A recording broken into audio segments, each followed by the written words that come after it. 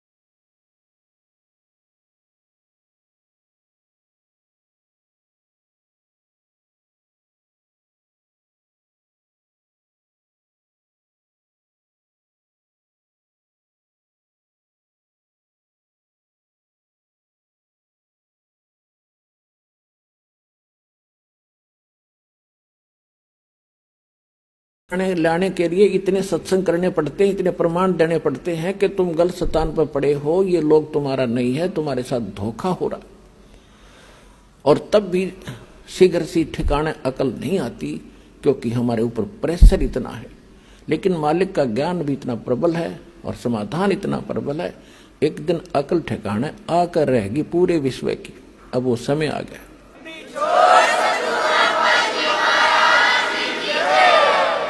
तो सभी ने करबद्ध होकर कहा, परमात्मा